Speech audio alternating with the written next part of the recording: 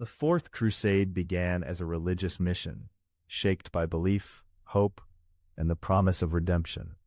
Thousands across Europe thought they were joining a sacred journey meant to reclaim holy ground. But even at the start, forces other than faith pressed in. Money, transport, and contracts. The cross was still upright, yet the system around it was already turning it sideways. Pope Innocent III imagined a crusade defined by unity, discipline, and obedience to spiritual authority. He believed a properly guided expedition could succeed where earlier crusades had failed. Yet his plan depended on rival nobles, local politics, and commercial powers moving together. That alignment was fragile. The crusade's ideal shape existed in sermons. Its real shape would be formed by incentives and shortages. Egypt was chosen not for symbolism, but for strategy. Its ports, grain, and trade routes made it the economic hinge of the Eastern Mediterranean. Control Egypt, and the road to Jerusalem looked far more achievable. But strategy on parchment demanded ships, supplies, and coordination on a massive scale. The Crusade's first great challenge wasn't an enemy army, it was the sheer cost of movement. Across Europe, knights took vows and prepared for holy war, believing commitment would carry them forward. The rituals were sincere, the emotions real, and the momentum powerful. Yet vows could not build ships, feed armies, or organize months of travel. Faith inspired action, but it did not solve logistics.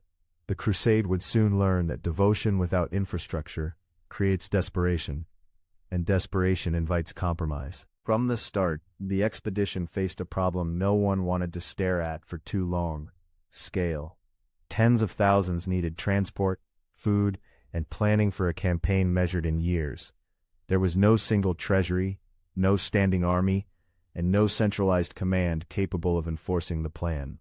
Logistics were treated like an afterthought, until they became the main story, quietly deciding what was possible. Only one power could realistically move the crusade by sea: Venice. Its shipyards, sailors, and maritime experience made it indispensable, almost like a gatekeeper to the mission itself. But Venice was not a spiritual institution, it was a commercial republic. Its help would come through contracts, deadlines, and payment schedules. The crusade needed a fleet, and Venice knew exactly what that dependence was worth. The agreement with Venice reshaped the crusade's center of gravity.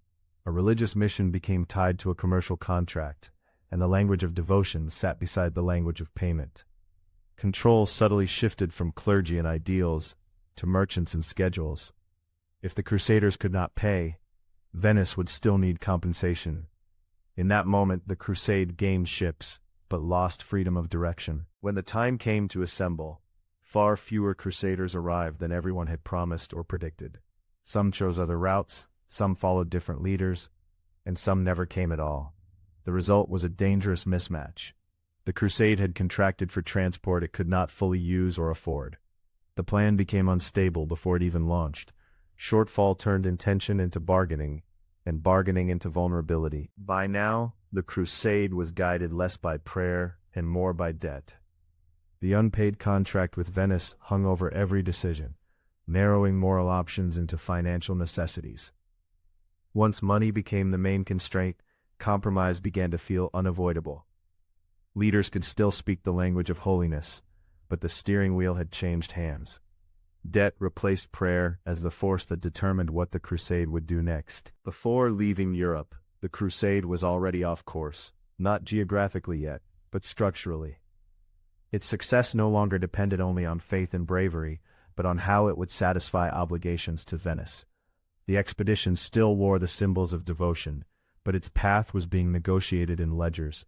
Without realizing it, the crusade had surrendered control early. The first turn of the story happened before the sails were raised. Enrico Dandolo and Venice saw leverage where others saw only obligation. Venice had invested enormous effort building a fleet, and now the crusaders could not fully pay. That shortage turned the relationship from partnership to pressure. Dandolo did not need to seize command openly, the contract did it for him. When one side controls transport, it controls choices. And choices made under pressure rarely remain morally clean. Failure to pay transformed allies into creditors, and creditors expect repayment. Venice offered a solution that sounded practical. Help Venice first, and the debt problem would ease. But help meant diversion, using a holy army for a Venetian objective.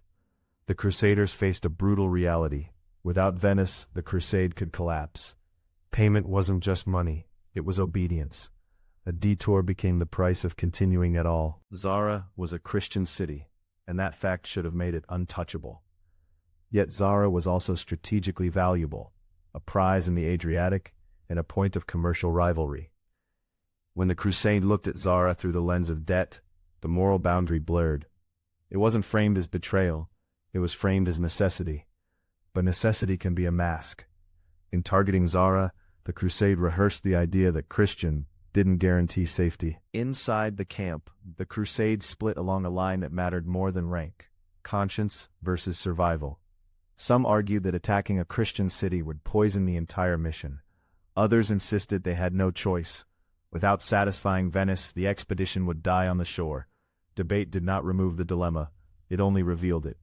When a system offers only bad options, people start choosing the least immediate pain. That choice can still echo as guilt. As the fleet sailed, the sea felt quiet, but the silence was heavy. Men who had sworn vows now watched the coastline and wondered what those vows meant under a contract. Doubt traveled with them like cold wind. The crusade was still moving, still alive, yet something inside it had shifted. The journey was no longer a straight line to a holy goal. It was a negotiation at sea, with faith as the banner and debt as the engine. Once siege engines appeared, hesitation began to vanish. Timber towers and ladders are not tools of discussion, they are tools of decision. The Crusaders could argue in tents, but the machinery at Zara's walls spoke louder than any sermon. Momentum took over, and individuals were carried by the collective. In warfare, preparation often becomes commitment. The moment the siege was built, the moral choice was already being answered with action, even if nobody wanted to say it out loud. When Zara fell, the crusade crossed a line it could not easily uncross. This was not a distant enemy city in a foreign faith, it was a Christian community. That fact didn't stop the outcome, but it changed the story's meaning. The victory tasted wrong, and the wrongness mattered. Once a crusade learns it can attack its own, the category of forbidden shrinks. The expedition gained a shortcut for survival and lost a piece of legitimacy. Papal condemnation struck like a moral thunderclap. Excommunication signaled that what happened at Zara was not merely unfortunate, but deeply unacceptable. Yet the shock did not reverse events already in motion. The crusade was too entangled in its own needs to simply reset to purity. Leaders sought explanations, loopholes, and reassurances. When people believe their cause is sacred, they become skilled at justifying the damage done in its name. The warning landed, but the machine kept turning. Winter in Zara hardened the situation into routine. Time is not neutral. It normalizes what once felt unthinkable. Camps settled, supplies were gathered, and the army learned to live with the stain of what it had done. Guilt became background noise, replaced by practical concerns: food, shelter, and the next step. This is how moral drift becomes durable. A single compromise turns into a habit, and habit turns into a path that feels inevitable in retrospect. By the end of Act 2, the crusade had learned a dangerous lesson. It could strike Christians and still continue. That discovery changed the range of future options. The mission's identity began to separate from its original purpose, because precedent matters. If Zara could be attacked to satisfy debt, other impossible targets might one day feel negotiable too. The detour did more than delay the crusade. It reshaped what the crusade believed it was allowed to do. Prince Alexios arrived as a solution in human form. Desperate, persuasive, and loaded with promises. He offered money to settle debts, food to stabilize the army, and a vision of unity that sounded spiritual enough to justify compromise.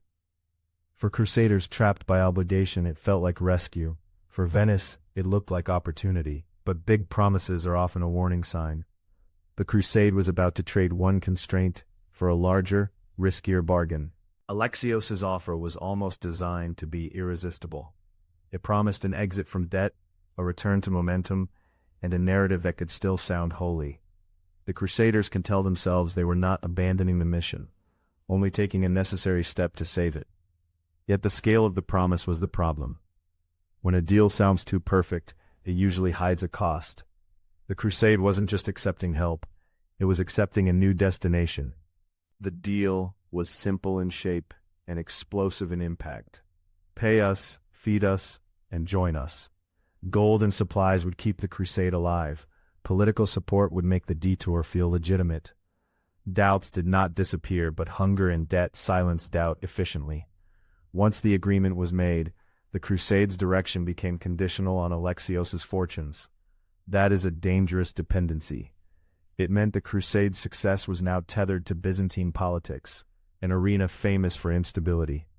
Constantinople was never the original target, and everyone knew it. The city was Christian, wealthy, and symbolically central to the Eastern world. To sail toward it with an army felt like stepping into contradiction. But the Crusade system had created a funnel. Debt and promises narrowed choices until the unthinkable became the practical option. This is how missions drift, not through one dramatic betrayal, but through many small decisions that each feel necessary. The destination changed, and the Crusade pretended it hadn't. As the fleet moved east, rumors traveled faster than the ships. Some spoke of Byzantine treasure, others of easy victory, others of the chaos inside the city. Greed did not replace faith overnight. It mixed with it, creating a dangerous blend. People can believe they are doing good while also craving reward. That combination is powerful because it feels justified. The Crusade's internal story became flexible. Salvation, payment, and profit could all be framed as compatible. The wind carried them toward a city that would test that belief. When Constantinople's walls came into view, they inspired calculation as much as awe. This was the queen of cities, massive defenses, glittering domes, and a harbor guarded like a vault. For the Crusaders, the sight confirmed two truths at once. The target was extraordinary, and the temptation was enormous. Strong walls demand strong reasons to attack. Yet the Crusade's reasons had already shifted. What was once a detour now felt like a conquest waiting to happen, because the prize seemed too large to ignore. Byzantine politics provided an opening, because the empire was already fractured. Crowns sat on shaky heads, and rival factions competed for survival inside the palace. Into that instability, the Crusade brought armed leverage. When a city's leadership is divided, outsiders can become kingmakers or destroyers. The Crusaders told themselves they were helping restore rightful order, but restoration can be a cover for control. Once foreign armies become part of internal politics, the line between ally and invader becomes dangerously thin. The assault of 1203 began as a push meant to pressure, not necessarily to destroy. Yet pressure with weapons is still violence, and violence creates momentum. Ships approached the sea walls, ladders rose, and defenses responded. Even without showing gore, the story here is clear. Restraint becomes difficult once the first clash happens. Each side interprets the other's fear as hostility. The Crusaders' presence made the city panic, and panic made compromise harder. A conflict that began as leverage was starting to become a habit. Fire and panic spread through Constantinople, shocking a city that had not expected Christians to come as attackers. In crowded streets, fear moves like a spark, and one incident can ignite a wider breakdown of trust. The Crusaders did not need to conquer the whole city to damage it. The disruption itself was costly. In systems terms, the city's stability was a resource, and it was being spent rapidly. Once fear enters the streets, leaders lose control, and when leaders lose control, outcomes become unpredictable and violent even without intention. The door opened, but not to salvation. By the end of Act 3, the Crusade had crossed from detour into direct interference with the Christian empire's fate. Whatever the Crusaders believed about their purpose, they were now inside a power struggle where promises would be hard to fulfill. The Crusade's leverage created short-term success, but it also created long-term resentment. In systems, Early gains can be traps. The Crusaders thought they had found a path forward. Instead, they had stepped into a corridor leading to a much darker outcome. Isaac II was restored, and Alexios IV installed, but restored emperors could not restore trust. The city had watched foreign armies influence its throne, and that memory mattered. The new rulers owed their position to outsiders, and everyone knew it.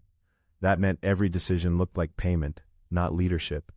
Even if Alexios IV wanted to stabilize the situation, he was trapped by the very promises that bought him support. A crown placed under pressure is not authority, it is a timer counting down to collapse. The bill came due, and it was impossible. Alexios IV had promised money and supplies on a scale the empire could not easily produce without tearing itself apart. Yet refusing to pay meant angering the very army camped outside the walls. This is a classic trap. Make an enormous promise to solve one crisis, then discover the promise creates a larger crisis. The emperor tried to find resources quickly, but speed often means desperation. And desperation pushes rulers toward choices that feel like betrayal to their own people. To raise money, sacred objects began to be treated as emergency currency. When a state melts down its symbols, it signals to citizens that normal rules are gone. Even if the action is framed as temporary, people feel the loss immediately. What was protected is now spendable. That shift deepened anger in the streets and distrust in the palace. The Crusaders saw it as payment. The city saw it as humiliation. In systems terms, legitimacy is a resource too, and Alexios IV was spending it faster than he could earn it back. Constantinople's citizens felt betrayed, not only by the Crusaders outside, but by the rulers inside. They had not invited this arrangement, and they were paying its cost. When ordinary people believe leaders are serving foreign interests, resentment turns sharp and quick. Every shortage, every tax, every rumor becomes evidence. The city was still grand, but the social fabric was thinning. And once that fabric tears, politics becomes survival. The story is no longer about a crusade passing through. It's about a city being squeezed from both sides until it snaps. With Latins inside the city and Latins outside the walls, fear became the dominant emotion. Trade communities, foreign quarters, and visible outsiders turned into lightning rods for anger. The Crusaders' presence changed daily life. Prices, security, and trust. When tension rises, people look for simple categories, us and them. That division is a shortcut for explaining pain. It also creates danger, because once a city frames a group as the source of chaos, violence can erupt rapidly even without a plan. The edge of the story sharpened here. Venice measured the situation in profit and leverage, not forgiveness. For Venetian leaders, this was a rare chance to lock in maritime advantages and repayment. That did not mean every Venetian was heartless. It meant the system they served rewarded gain. When incentives are clear, behavior becomes predictable. The Crusaders, hungry and tired, also began to think in material terms. In that environment, moral language becomes decoration. The Crusade's stated purpose still existed, but it was being drowned out by the daily math of survival, payment, and opportunity. Street violence signaled that the city's internal order was collapsing. Fear turned into anger, and anger searched for targets that were visible and vulnerable. Even at a distance, the signs are clear. Hurried crowds, smoke, and the sense that normal life is breaking. Once urban stability is lost, leaders lose their ability to negotiate calmly. The Crusaders outside the walls watched this chaos and concluded the city was weak. The city, meanwhile, concluded the Crusaders were the cause. Mutual suspicion became self-reinforcing, like a wheel spinning faster each day. Crusader morale cracked under hunger, anger, and shame. An army that expected a holy march found itself camped outside a Christian city, entangled in politics and payment. Discipline is easier when the mission feels clean. It frays when the mission feels compromised. Some Crusaders tried to cling to ideals, others embraced the logic of conquest, and many simply focused on surviving. That mix is volatile. In systems, stress reveals hidden fractures. As conditions worsened, the crusade drifted from temporary pressure toward permanent solution.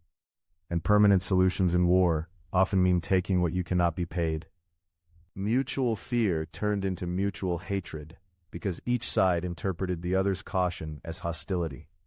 The city saw armed foreigners and assumed conquest was coming. The Crusaders saw riots and assumed treachery and weakness. In that atmosphere, even small incidents become proof of the worst expectations. Cooperation becomes politically impossible, because trust is gone. This is how conflicts lock in. People stop asking what is the right thing, and start asking what will protect us. Once protection becomes the goal, the range of acceptable actions expands quickly, and the story slides toward disaster. By the end of Act 4, the alliance had dissolved into open hostility. The restored emperors had not stabilized the empire, they had intensified resentment. The Crusaders had not secured a clean path to the Holy Land. They had become trapped outside a city that could not satisfy them. Each side felt threatened, and threatened groups rarely make generous deals. The system was now primed for a violent resolution. When incentives, fear, and opportunity align, restraint becomes rare. The crusade was no longer passing through history, it was about to carve into it. Alexios IV ran out of money and trust at the same time, which is the most dangerous combination for a ruler. He could not fulfill promises to the Crusaders without provoking his own people, and he could not calm his people without risking the Crusaders' wrath. That squeeze destroyed his authority. A ruler who cannot deliver becomes a liability to everyone. Once that happens, palace politics turns ruthless, because survival demands a new arrangement. The Crusaders watched the weakening throne and realized negotiation was losing value. When payment fails, force becomes the substitute. A coup ended compromise. Alexios V seized power with the promise of firmness and defense, signaling that the city would no longer be managed by foreign bargains. To the Crusaders outside, the coup looked like betrayal and refusal.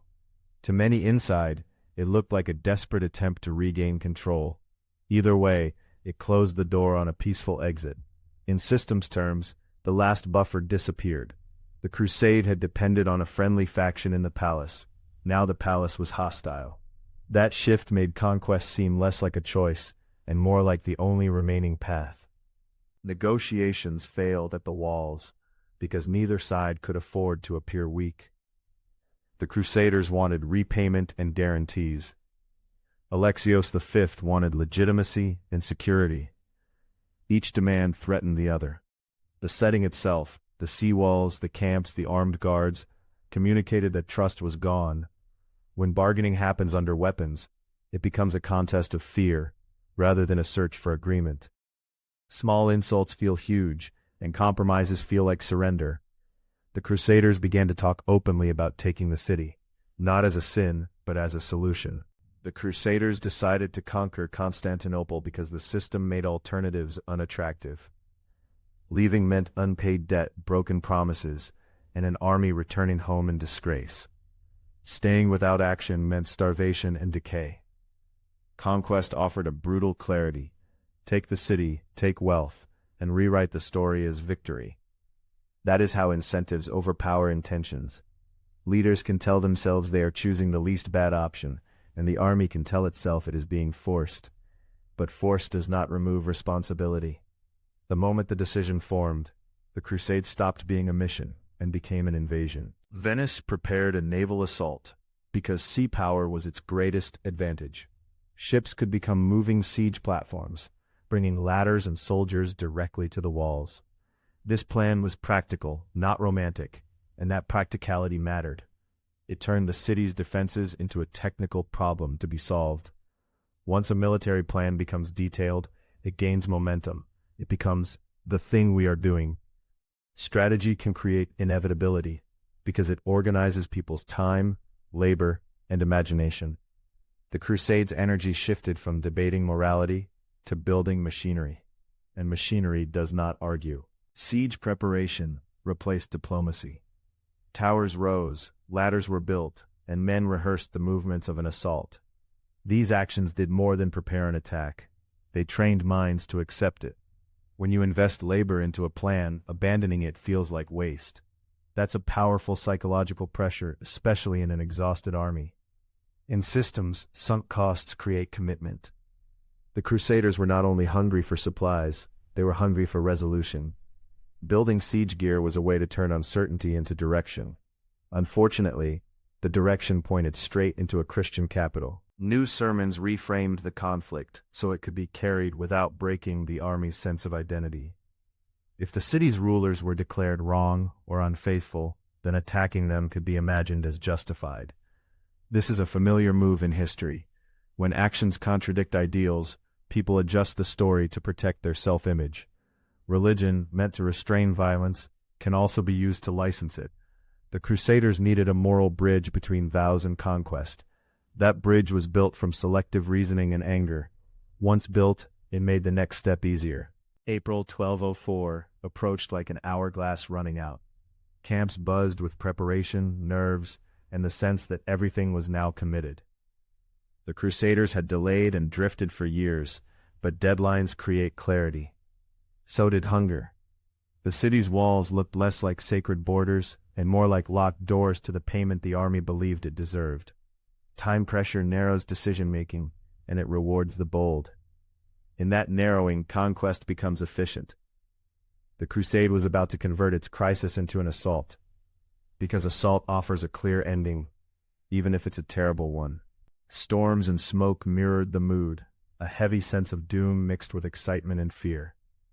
People often notice the weather in moments like this because it feels like the world is reacting.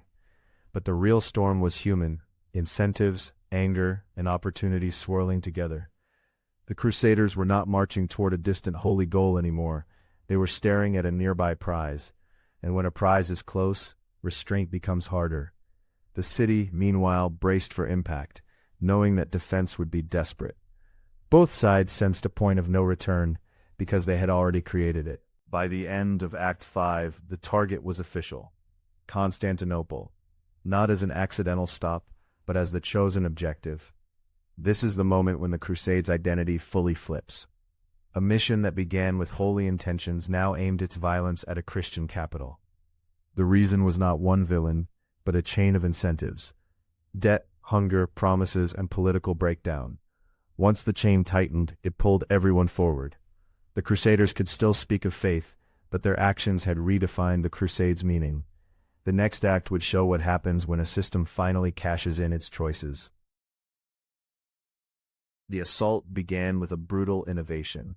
Ships became siege engines.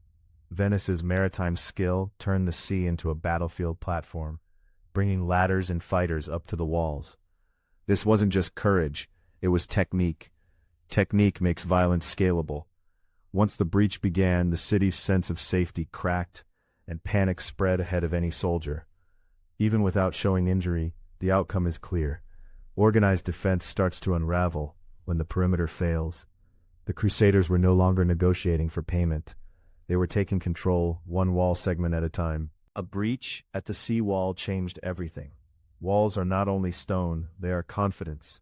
Once a fortified line breaks, defenders start thinking about escape routes, not victory. The Crusaders felt the momentum shift in their favor, and momentum is persuasive. It convinces people that success is meant to be. Inside the city, fear pushed crowds into motion, and motion creates chaos. The story here is not gore, it is collapse. A city can lose a battle long before it loses every street, because coordination dies first. Fire signaled collapse, and it spread like a message. In crowded districts, one spark becomes many, and smoke becomes a rumor you can see. The flames mattered not only for damage, but for psychology. They told citizens that control had been lost. The Crusaders did not need to understand every alley to benefit. Confusion favors attackers. Even at a distance, the city's order was burning away. When a great city starts to panic, it becomes vulnerable to looting, betrayal, and the breakdown of restraint. Fire turned fear into a loud, visible fact. As defenders scattered through the streets, the city became a maze rather than a coordinated fortress. Small groups can fight bravely, but without a shared plan, they cannot stop an army's flow. The Crusaders moved through openings created by panic, smoke, and exhaustion.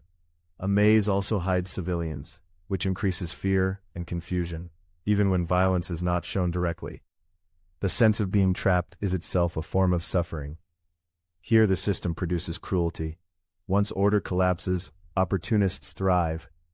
The Crusades' mission had fully inverted. The city was no longer a waypoint. It was a target being consumed. By the second day, resistance faded because the city's capacity to coordinate had been drained. Defense requires communication, leadership, and confidence, and all three had been shattered. The Crusaders, seeing the weakening, pressed harder. In sieges, the moment often lasts days, but the tipping point can be quick. One breach, one panic, one night of fire. After that, the city's fate becomes a matter of time. People stop asking, "Can we hold?" and start asking, "Where can we hide?"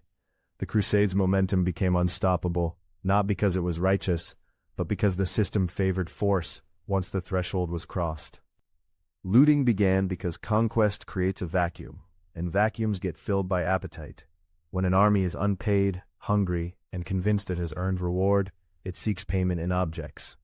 This is where ideals often die quietly, not in speeches, but in hands grabbing what they can carry. The Crusaders' purpose narrowed to spoils, and spoils rewarded the most aggressive. Even without graphic imagery, the meaning is heavy. Sacred places and private homes lose protection. Gold replaced God as the daily motivator. The crusade had become a machine for extraction, and the city was the resource being extracted. Hagia Sophia represented more than architecture. It was a symbol of sacred continuity. When sacred spaces lose protection, the cultural shock can be as severe as physical damage. The point here is not spectacle but rupture. A place meant for worship becomes a stage for power. In systems terms, norms are rules people follow because they believe they are real. When norms break in a public symbolic place, everyone learns that nothing is safe. That lesson spreads faster than any army. The sack didn't only take objects. It took confidence, dignity, and the assumption that holy meant untouchable. Relics, art, and memory were stripped away because they were portable value, economic and symbolic. Taking them was not only theft, it was a transfer of identity. When a city loses its treasures, it loses the physical anchors of its past. Those anchors matter because they tell people who they are. The Crusaders and Venetians divided what could be carried, and what could not be carried was still damaged by neglect and fire. The consequence would last for generations. The city's story would be told through absence. Even in a family-friendly telling, the weight is clear. This was cultural amputation disguised as victory. The spoils were divided like a map, because conquest invites administration. Once an army takes a city, it quickly begins to assign ownership, districts, ports, revenues, and control points. That is how violence hardens into a new political order. The division also reveals motive. If the crusade were purely spiritual, there would be nothing to portion out. But once the city is treated as a prize, it becomes a ledger of claims. The map of spoils is the crusade's true confession. It shows that incentives, not intentions, were steering the story. And those incentives would now shape the aftermath as well. A Christian capital fell to Christians, and that sentence is the moral earthquake of the Fourth Crusade. The sack was not an accident. It was the endpoint of a system that rewarded debt repayment, opportunity, and force. By the end of Act 6, the crusade had achieved victory in a narrow sense, but at an enormous cost to legitimacy and unity. The broken cross is the correct metaphor. The symbol remained, but its meaning fractured. The damage done here would echo far beyond one city, because it altered trust between East and West for centuries. This was not just a battle, it was a wound. Victory demanded a new order, because conquest cannot stay temporary. Once the Crusaders and Venetians had taken Constantinople, they needed to justify it, organize it, and profit from it. That meant creating a new political structure on top of a traumatized city. The Latin crown was not simply a title. It was a claim that the old world had been replaced. But replacement does not erase memory. People inside the city experienced the new order as occupation, not liberation. In systems terms, the conquest created a legitimacy crisis that could not be solved by ceremony. A crown on a foreign head looks stable, only from a distance. Baldwin was crowned emperor, and the ceremony tried to turn violence into normal government. Crowns are powerful because they suggest continuity, law, and destiny. Yet the Latin emperor's authority rested on conquest and division, not on acceptance. The city's population did not suddenly become loyal because a crown was placed. In fact, the crown deepened resentment by making the takeover permanent. The Crusaders could claim a new empire, but they could not claim trust. That gap between power and legitimacy would haunt the Latin regime from its first day. Because legitimacy cannot be looted, it must be built, and the sack had burned the building materials. Venice secured the ports and sea lanes because that was the strategic heart of its involvement all along. Control of maritime routes meant control of trade, revenue, and influence across the Mediterranean. In a sense, Venice achieved a clear goal: maritime dominance strengthened by the capture of the world's richest harbor. This outcome also explains why the Crusade drifted so decisively, because Venice's incentives were stable even when the Crusaders' ideals wavered. When one partner has a consistent objective and the other is desperate, the consistent objective wins. The anchors and ships in this act are not background.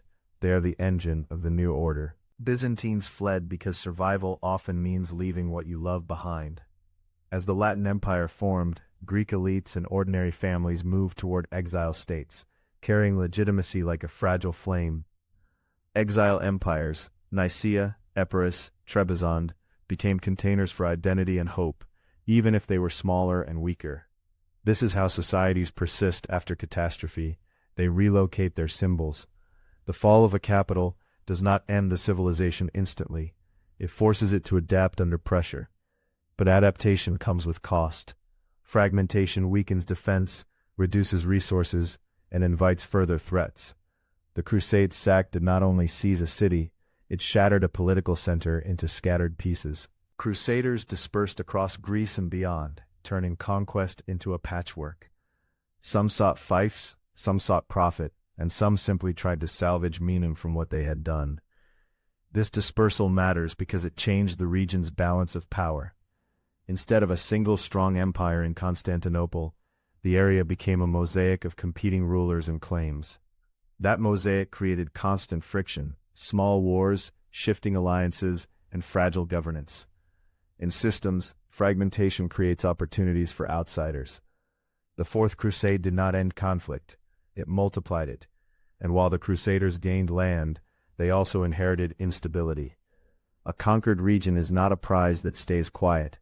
It becomes a problem that demands constant maintenance. Constantinople, under occupation, looked grand, but hollow. The buildings remained, the walls still stood, and the dome still dominated the skyline. Yet the city's social confidence had been drained. Occupation changes daily life. Markets shift, safety changes, and trust evaporates. Even for the occupiers, control was costly. Governing a wounded city requires resources and legitimacy, and the Latin regime had limited amounts of both. The emptiness here is not only physical, it is civic. A city becomes great through networks of people, institutions, and shared assumptions. When those networks are cut, grandeur turns into a shell. The Crusade had won, but it had broken the very thing it wanted to possess. Trade routes shifted westward, and that shift mattered for centuries. With Venice and other Western powers controlling key ports, economic gravity moved away from Byzantine hands.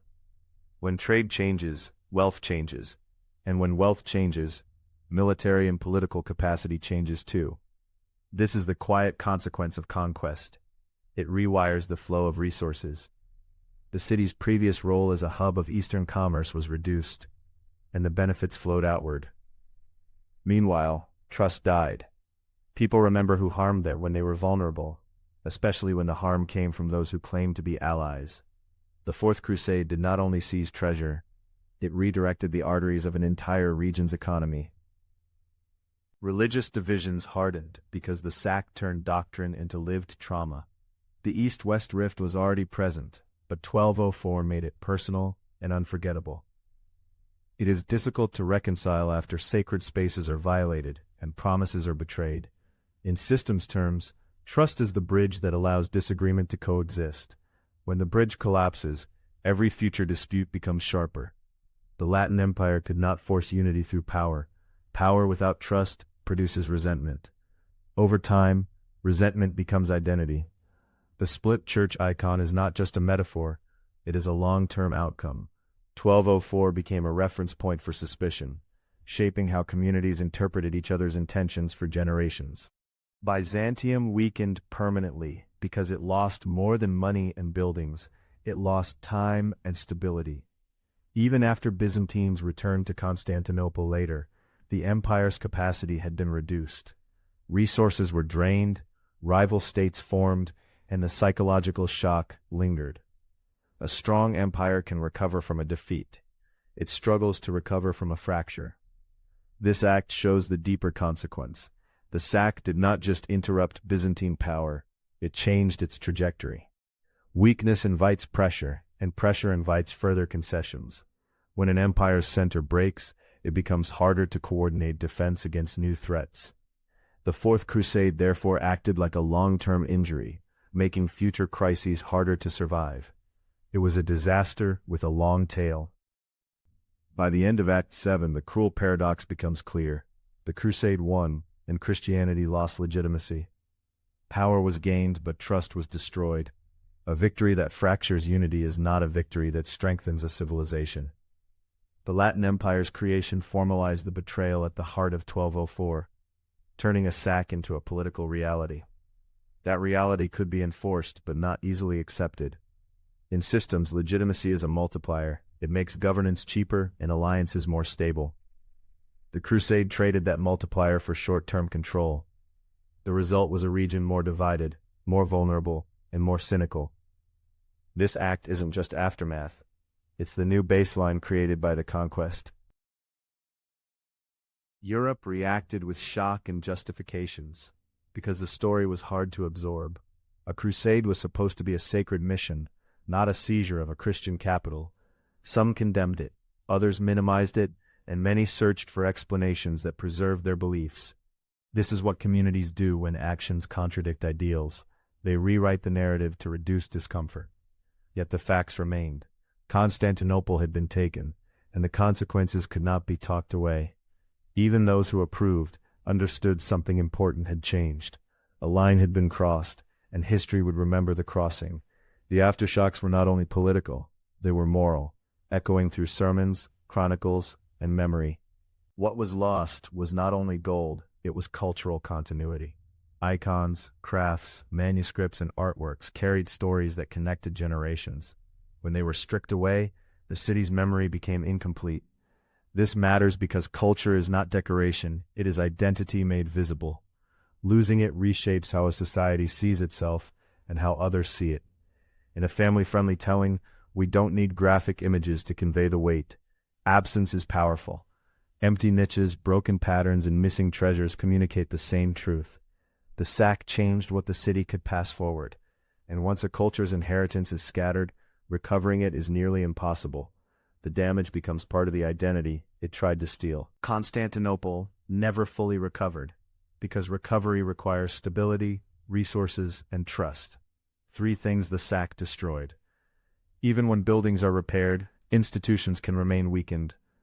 The city's role as a secure center of empire was compromised, and that compromise affected everything: trade, diplomacy, and defense.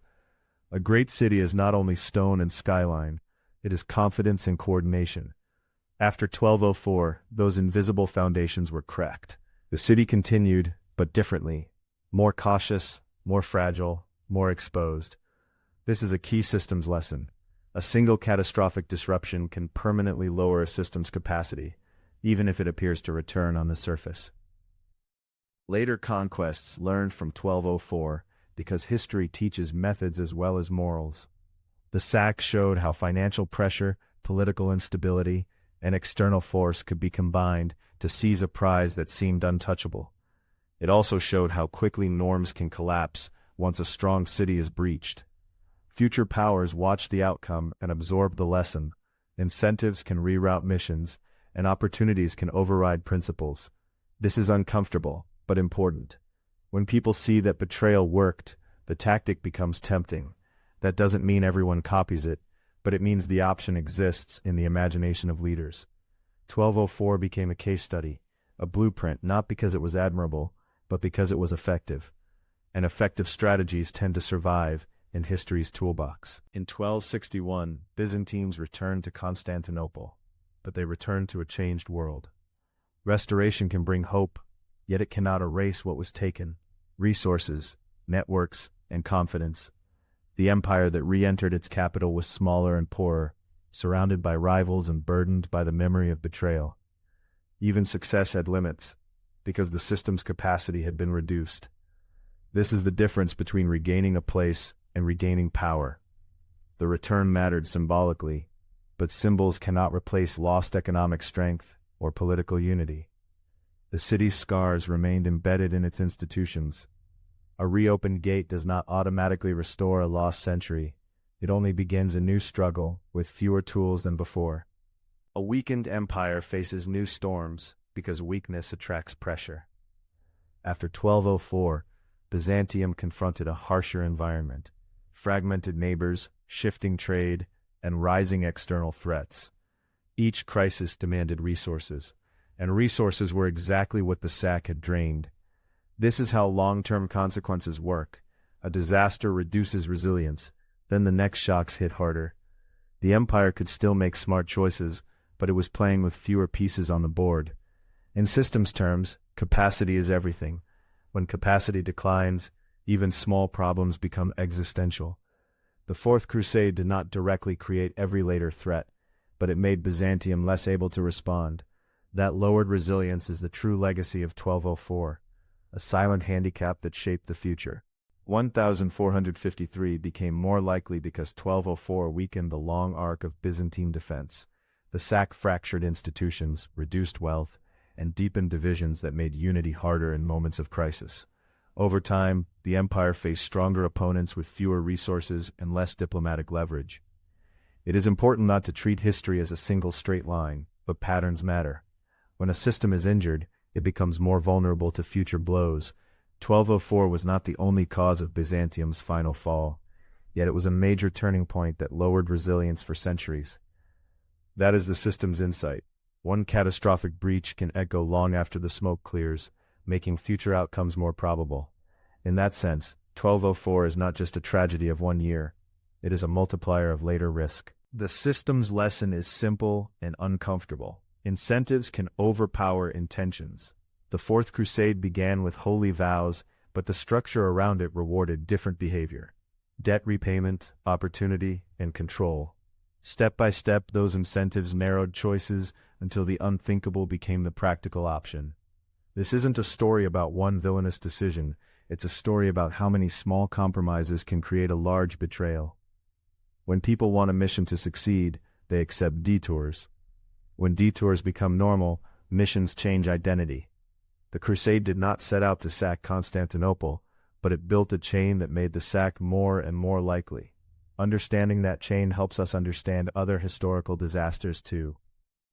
Alliances became weapons when cooperation turned into leverage. Venice's fleet, crusader manpower, and Byzantine politics formed an alliance that looked powerful, until it began to serve payment and control instead of shared purpose. That shift is a warning. Alliances can amplify strength, but they can also amplify exploitation. When one partner holds the key resource, transport, money, or legitimacy, the alliance becomes asymmetrical, and asymmetry produces pressure. The Fourth Crusade shows what happens when pressure replaces trust. The alliance does not merely fail, it transforms into conquest. In Tiny Titans terms, the takeaway is clear: systems matter.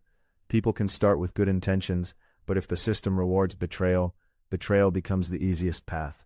The real weapon was the structure of incentives, not a sword. History moved forward, altered because 1204 rewired trust, power, and memory. The Fourth Crusade's shock was not only what it destroyed, but what it made possible afterward: deeper division, weaker defenses, and a more cynical political landscape. That is why this episode matters beyond one dramatic year. When we look at the chain: intentions, debt, diversion, conquest, aftermath, we see a pattern that repeats in many eras.